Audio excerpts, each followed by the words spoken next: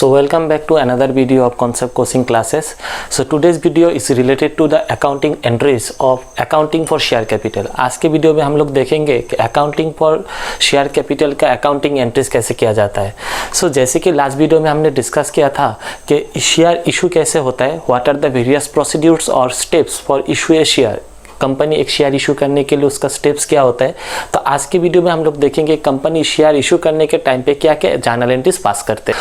तो पहले तो बात आता है कि कंपनी शेयर दो तरीके से कर सकता है. एक company can issue it shares into two ways, basically into two ways. First one, share can be issued at par and share can be issued at premium. अभी एक कंपनी शेयर अपना शेयर पार में issue कर सकता है और एक company अपना शेयर प्रीमियम में भी इशू कर सकता है. तो जब कंपनी पार में शेयर इशू करते हैं तो उस टाइम पे कैसे जर्नल एंट्री पास होता है. जब शेयर प्रीमियम इशू करते हैं तो उस टाइम पे कैसे हम लोग जर्नल एंट्री पास करते हैं. So whatever accounting entries I am going to discuss today, so that entries will be the basic entries, and in addition to these entries, sometimes based on the conditions, some of the additional entries may be passed. So पहले बात आता है कि share issued at par. तो issue at par का मतलब क्या होता है कि when the company issue it shares equal to its face value, equal to its face value. मतलब जब कंपनी शेयर इशू करते हैं और शेयर इशू करने का प्राइस और फेस वैल्यू का प्राइस इक्वल होता है तो उसको बोलते हैं शेयर इशूड एट पार. कि मान के चलो कि एक कंपनी का एक शेयर का फेस वैल्यू है 10 रुपये और कंपनी मार्केट में 10 रुपये करके शेयर इशू किया तो उसको बोलते हैं शेयर इशू एट पार. और शेयर इशू एट प्रीमियम का मतलब होता है जब कंपनी शेयर इशू करते हैं और वो इशू प्राइस फेस वैल्यू से ज़्यादा होता है तो उसको बोलते हैं इशू एट प्रीमियम. तो इशू एट पार का मतलब होता है कि कंपनी का when the company issue it shares equal to its face value जितना होगा कि मान को चलो कि कंपनी का शेयर का फेस वैल्यू है 10 रुपये और कंपनी ने मार्केट में शेयर इशू किया 10 रुपये करके. तो फेस वैल्यू का मतलब क्या होता है कि फेस वैल्यू का मतलब होता है कंपनी जब रजिस्ट्रेशन करवाने के टाइम पे अपना मेमोरेंडम ऑफ एसोसिएशन में एक शेयर का जो भी वैल्यू, जो भी डिनोमिनेशन, जो भी वैल्यू पुट किया है, जो भी वैल्यू से अपना मेमोरेंडम ऑफ एसोसिएशन कंपनी को रजिस्ट्रेशन किया है उस वैल्यू को ही बोलते हैं फेस वैल्यू. अगर शेयर इशू प्राइस मतलब कंपनी कितना करके सेल करना चाहते हैं उसको बोलते हैं issue price. Selling, that means the selling price. I want to sell my share with this price, तो that price is known as the issue price. तो फिर जब इशू प्राइस और selling price equal face value के equal होता है तो उसको बोलते हैं शेयर इशूड एट पार. और जब इशू प्राइस मतलब सेलिंग प्राइस फेस वैल्यू से ज़्यादा होता है तो उसको बोलते हैं share issued at premium. So आज हम लोग देखेंगे कि शेयर इशू एट, जब शेयर पार में इशू किया जाता है तब कैसे एंट्री पास करते हैं, जब शेयर प्रीमियम में इशू किया जाता है तब कैसे एंट्री पास करते हैं. So first of all the consideration, जब भी शेयर इशू होगा, जब भी शेयर इशू करेगा तो तब जाके कंपनी का कैपिटल इंक्रीज होगा. कंपनी शेयर इशू करते हैं एक ही पर्पस के लिए, अपना कैपिटल को इंक्रीज करने के लिए. For increasing the capital, for raising the fund from the public, the company issue it shares. तो एक कंपनी ने शेयर इशू किया था, उसके अगेंस्ट में पब्लिक से उसको फंड मिला तो मतलब कंपनी का बैंक बैलेंस इंक्रीज हुआ. तो बैंक बैलेंस इंक्रीज होने का मतलब होता है एसेट इंक्रीज होना. तो एसेट इंक्रीज होने से क्या होता है, डेबिट. इसलिए हमने यहाँ पे लिखा कि bank account, that means bank means asset, asset increase हुआ, एसेट इंक्रीज होने से डेबिट.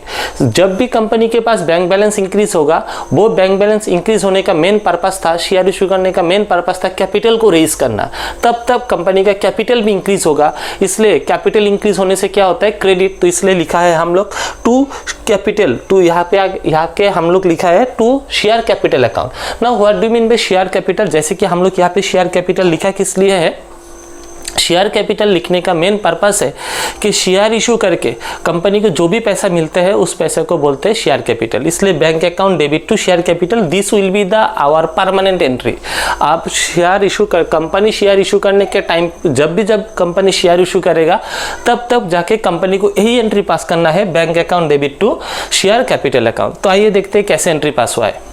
तो फर्स्ट कंसिडरेशन यहाँ पे लिखा है कि शेयर का वैल्यू. तो we can see that company के पास दो ऑप्शन होता है. The company has two option for getting the money from the public.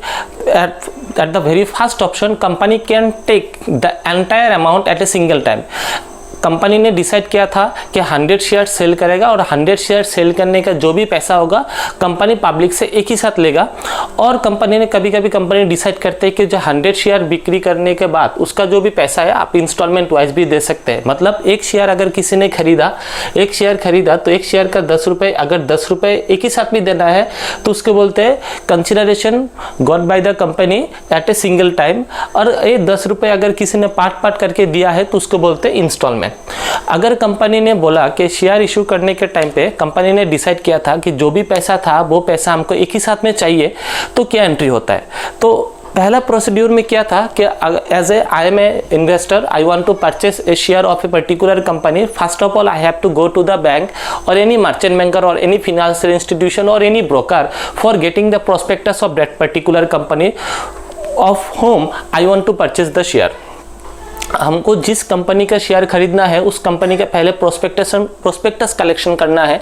उस प्रोस्पेक्टस में कंपनी का जो भी फॉर्म दिया गया है उस फॉर्म को फिलअप करके कंपनी में उस इंस्टीट्यूशन में सबमिट करना है। तो जब भी हम लोग प्रोस्पेक्टस सबमिट करते हैं उसी टाइम कंपनी बोलते हैं कि प्रोस्पेक्टस के साथ मतलब जब भी हम लोग एप्लीकेशन सबमिट करते हैं, एप्लीकेशन के साथ कंपनी को एक स्पेसिफिक अमाउंट पेमेंट करना होता है। अगर कंपनी ने ये डिसाइड किया था कि कंपनी का शेयर जो भी खरीदना चाहता है वो शेयर का पैसा एक साथ में पूरा का पूरा पैसा देना है, इसका मतलब हमको वो उस एप्लीकेशन के साथ जितना शेयर मैं परचेस करना चाहता हूँ उस शेयर का टोटल अमाउंट, अगर मैं 100 शेयर परचेस करना चाहता हूँ, एक शेयर का दाम 10 रुपये करके है, तो मतलब 1000 रुपीज़ हमको एक ही साथ में पेमेंट करना है अलॉन्ग विद द एप्लीकेशन। तो कंपनी के साथ पहले मैंने एप्लीकेशन लाया, एप्लीकेशन को फिलअप किया, उसके बाद मैंने एप्लीकेशन के साथ 1000 रुपीज़ कंपनी को अकाउंट में डाला। तो एंट्री होता है बैंक अकाउंट डेबिट, कंपनी का बैंक बैलेंस इंक्रीज हुआ टू शेयर एप्लीकेशन अकाउंट। ठीक है, यहाँ पे होना चाहिए था टू शेयर कैपिटल अकाउंट, लेकिन हमने यहाँ पे लिखा टू शेयर एप्लीकेशन अकाउंट। किस लिए लिखा ये हम लोग अभी डिस्कस करेंगे।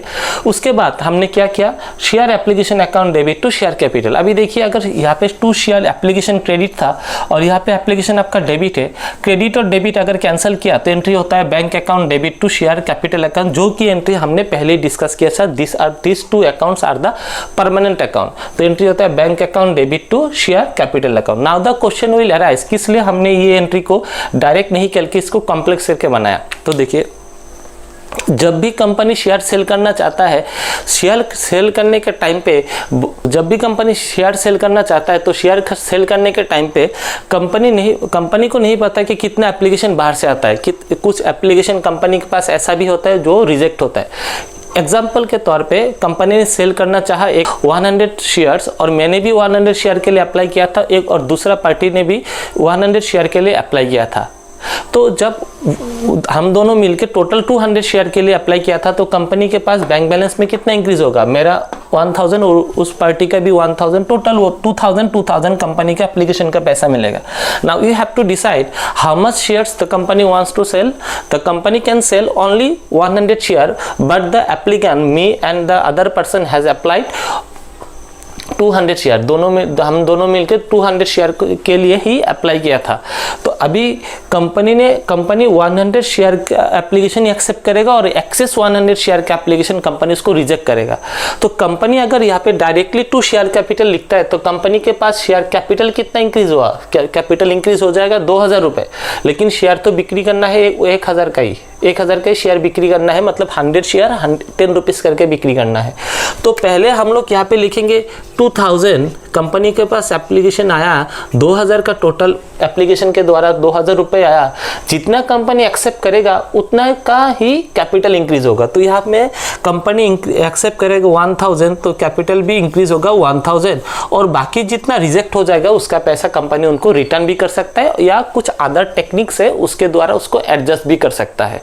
तो फर्स्ट कहने का मतलब ये है कि पहले हम लोग यहाँ पे एप्लीकेशन इसलिए लिखा कि एप्लीकेशन के टाइम पे कंपनी डिसाइड नहीं कर पाता है कि कौन सा एप्लीकेशन एक्सेप्ट होगा और कौन सा एप्लीकेशन रिजेक्ट होगा। कंपनी सबका एप्लीकेशन ही एक्सेप्ट करता है, इसलिए पहले एंट्री होता है bank account debit to share application. उस एप्लीकेशन से कंपनी जितना एप्लीकेशन एक्सेप्ट करेगा, जितना रुपए का एप्लीकेशन एक्सेप्ट होता है वो सारा रुपए शेयर कैपिटल में चला जाता है। इसलिए इसको हम लोग दो टाइप से लिखते हैं, इसलिए इसको हम लोग ब्रेक करके लिखते हैं।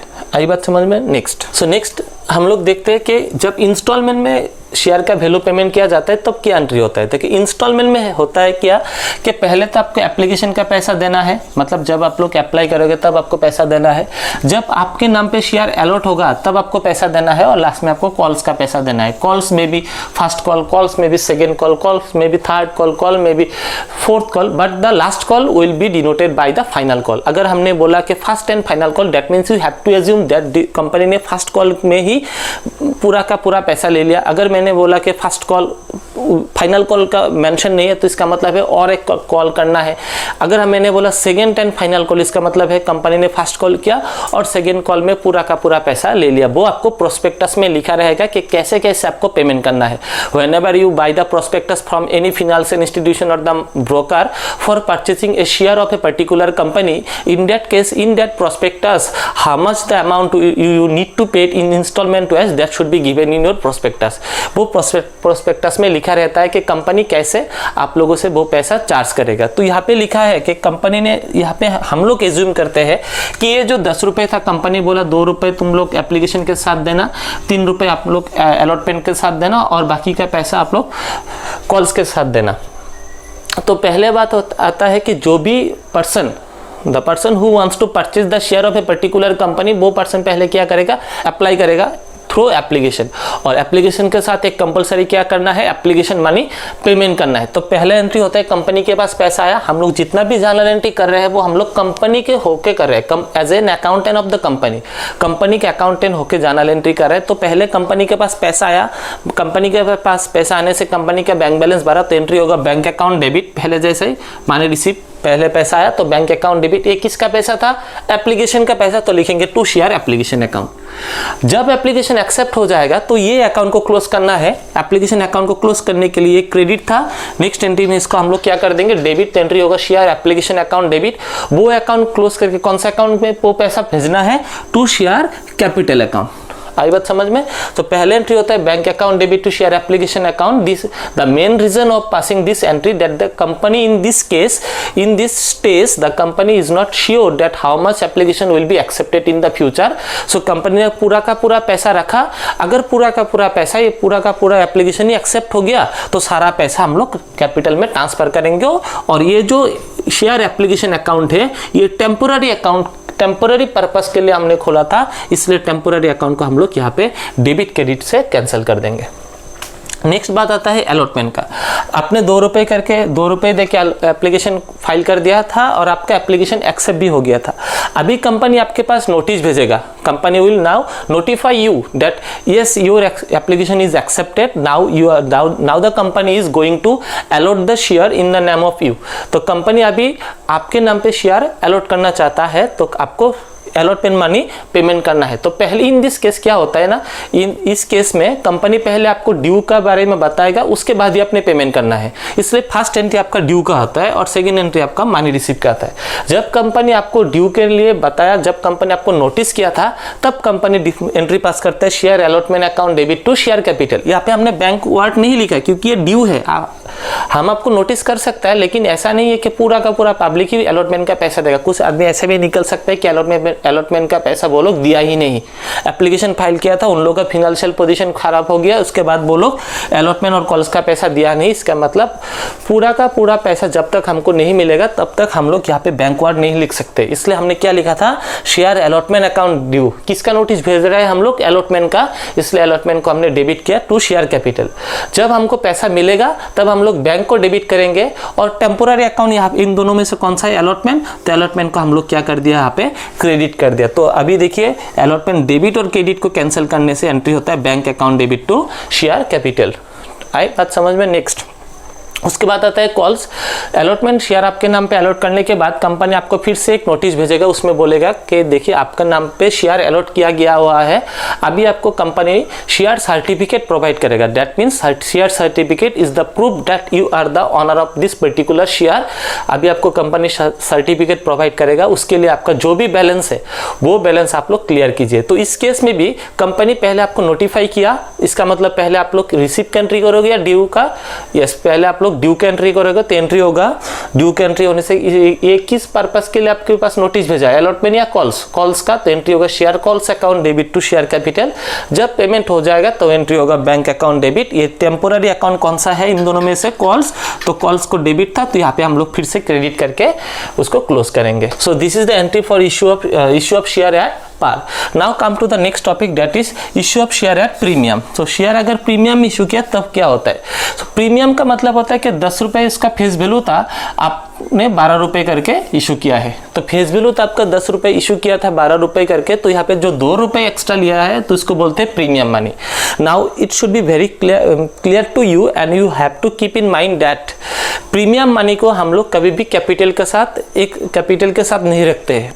जब भी कंपनी कोई भी प्रीमियम मनी चार्ज करते हैं, एक्स्ट्रा मनी चार्ज करते हैं, तब कंपनी वो प्रीमियम का पैसा एक नया अकाउंट में रखते हैं और उस अकाउंट को बोलते हैं securities premium account. That means company act 2013 has restricts the company को वो रेस्ट्रिक्शन दिया है कि अगर आप लोग कोई प्रीमियम का पैसा लेते हैं, वो प्रीमियम का पैसा आप लोग एक दूसरे अकाउंट में रखो। उस अकाउंट को बोलते हैं क्या, उस अकाउंट को बोलते हैं सिक्योरिटीज प्रीमियम अकाउंट। क्योंकि प्रीमियम का पैसा आप लोग सब जगह पे यूज नहीं कर सकते, लेकिन कैपिटल का पैसा आप लोग जहां भी चाहो कंपनी वो पैसा यूज कर सकता है। वो कैपिटल का पैसे से कंपनी फिक्स्ड एसेट भी खरीद सकता है, लेकिन प्रीमियम के पैसे से कंपनी फिक्स्ड एसेट नहीं खरीद सकता है। कैपिटल के पैसे से कंपनी दूसरा जगह पे इन्वेस्ट भी कर सकता है, लेकिन प्रीमियम के पैसे से कंपनी इन्वेस्ट नहीं कर सकता है। तो there are some uses of securities premium money. In the next classes we will discuss regarding this. हम लोग सिर्फ जर्नल एंट्रीज के बारे में ही देखेंगे। तो देखिए, सिक्योरिटी प्रीमियम जब प्रीमियम में इशू किया जाता है तब भी कंपनी के पास 2 ऑप्शन रहता है कि कंपनी वो पूरा का पूरा पैसे एक साथ में ले सकता है, कंपनी वो पूरा का पूरा पैसे इंस्टॉलमेंट वाइज भी ले सकता है। पहले केस में अगर कंपनी ने बोला कि मेरा 10 रुपए का शेयर है, आप लोग अगर खरीदना चाहो तो 12 रुपए करके पेमेंट करना है और 12 रुपए आपको एक साथ में ही देना है, तो उसका मतलब क्या निकल के आया कि प्रीमियम का पैसा आपको अलॉटमेंट के साथ देना है। तो पहले आप लोग कंपनी के पास क्या आएगा, बैंक बैलेंस इंक्रीज होगा, जो भी अप्लाई करेगा बैंक बैलेंस इंक्रीज हो तो बैंक अकाउंट डेबिट। किसका पैसा था, ये एप्लीकेशन का, टू लिखेंगे, टू एप्लीकेशन, जितना भी होगा वहां पे लिखेंगे। मानो कि एक यहाँ पे मैंने लिखा था 100 शेयर, 100 इंटू 12, इस केस में 12 होगा तो 1200 यहाँ आएगा। जब एप्लीकेशन एक्सेप्ट होगा तो एक्सेप्ट होने के बाद ये अकाउंट को हमको क्या करना है, क्लोज करना है। तो एप्लीकेशन अकाउंट क्रेडिट था तो इस केस में डेबिट होगा, तो डेबिट लिखेंगे to share application account debit 1200। उसमें से प्रीमियम का पैसा कितना है, कितना एक्स्ट्रा चार्ज किया था, 2 रुपए, तो 100 इंटू 2 करने से क्या हो गया 200। ये 200 हम लोग का कौन सा अकाउंट में आएगा, सिक्योरिटीज प्रीमियम। एक नया अकाउंट ओपन होगा तो लिखेंगे 2 सिक्योरिटीज प्रीमियम में लिखेंगे 200 और बाकी का जो 1000 था वो चला जाएगा आपका कैपिटल में। कितना आएगा 1000। तो एंट्री होगा share application account debit to share capital account और साथ में एक एडिशन वाला एंट्री था टू सिक्योरिटीज प्रीमियम अकाउंट। देखिए एकदम पहले केस के जैसा ही है, यहाँ पे लिखा था share application account debit to share capital, क्योंकि यहाँ पे कोई प्रीमियम नहीं था। इस केस में प्रीमियम है, इसलिए एक नया अकाउंट ऐड हुआ है, उसको बोलते हैं सिक्योरिटीज प्रीमियम अकाउंट। नेक्स्ट, अगर यही पैसा कंपनी ने डिसाइड किया कि इंस्टॉलमेंट वाइज लेगा, तो यहाँ पे इंस्टॉलमेंट वाइज होने से भी सेम एंट्री करना है, लेकिन साथ में एक नया अकाउंट ओपन करना है, उसको बोलते हैं सिक्योरिटीज प्रीमियम अकाउंट। सो पहले केस में एप्लीकेशन में तो अगर कंपनी ने डिसाइड किया कि कंपनी को एक्स्ट्रा पैसा देना है 2 रुपए करके, 12 रुपए का पैसा एक्स्ट्रा देना है, तो कंपनी ने अगर बोला कि ये जो एक्स्ट्रा 2 रुपए है आपको एप्लीकेशन के साथ देना है, मतलब 2 रुपए तो आपका एप्लीकेशन का था ही, उसके साथ 2 रुपए आपको यहाँ पे भी पेमेंट करना है। एप्लीकेशन का पैसा 2 रुपए है और प्रीमियम का पैसा 2 रुपए आपको एप्लीकेशन के साथ ही देना है, तब मेरा जाके क्या एंट्री बनता है, पहला एंट्री सेम, मैंने लिखा मनी रिसीव का same entry, bank account debit to share application account. अगर प्रीमियम का पैसा एप्लीकेशन के साथ पेमेंट हुआ तो एंट्री वही होगा, share application account debit to share capital account to securities premium account. तो एक नया अकाउंट ऐड होगा टू सिक्योरिटीज प्रीमियम अकाउंट। अगर एप्लीकेशन के साथ वो पैसा नहीं देके अलॉटमेंट के साथ दिया तो एप्लीकेशन का एंट्री वो पहले जैसे होगा, share application account debit to share capital account. Next, अगर प्रीमियम का पैसा एप्लीकेशन के साथ नहीं देके अलॉटमेंट के साथ दिया अलॉटमेंट के साथ प्रीमियम का पैसा है, तो एंट्री क्या होता है अलॉटमेंट में? पहले मनी रिसिप्ट या ड्यू, यस पहले ड्यू का एंट्री आता है, क्योंकि पहले कंपनी नोटिस भेजते हैं, नोटिस भेजने से ही कंपनी ड्यू का एंट्री करते हैं, तो एंट्री होगा, एक एंट्री होता है share allotment account debit to share capital account, और साथ में एक एंट्री होता है टू सिक्योरिटीज प्रीमियम अकाउंट। क्यों इसलिए होता है कि सिक्योरिटीज यहाँ पे लिखा है share allotment account debit, allotment में अलॉटमेंट कितना है 5 रुपीज, 5 रुपये करके, तो 5 रुपये इंटू 500। कैपिटल का पैसा कितना है? कैपिटल का पैसा 3, इसलिए कैपिटल में चला जाएगा 300 और सिक्योरिटीज पे में आ जाएगा 200 रुपीज, इसलिए एंट्री होता है ड्यू में share allotment account debit to share capital to क्या होता है टू सिक्योरिटीज प्रीमियम। जब पैसा आपको मिलेगा तो एंट्री सेम होगा, मनी रिसीव का same entry, bank account debit to share allotment account, तो bank account debit to share allotment account. तो ये जो अलॉटमेंट कैंसिल होकर वही सेम एंट्री होता है, bank account debit to share capital account to securities premium account. अगर securities premium का पैसा अलॉटमेंट के साथ नहीं होके आपको कॉल के साथ होता है, तो यहाँ पे भी आपका सिक्योरिटीज अकाउंट नहीं क्रिएट होगा, क्योंकि जहाँ पे भी आपको प्रीमियम का पैसा मिलेगा वहाँ पे आपको सिक्योरिटीज प्रीमियम का अकाउंट ओपन करना है। अगर कॉल के साथ होता है तो फिर से ड्यू में सेम एंट्री होगा, share calls account debit to share capital account to securities premium account. अगर जब पैसा मिलेगा एंट्री होगा bank account debit to share calls account. So these are the entries for the share issued at par and share issued at premium. Beside this entry, some of the additional entries are given.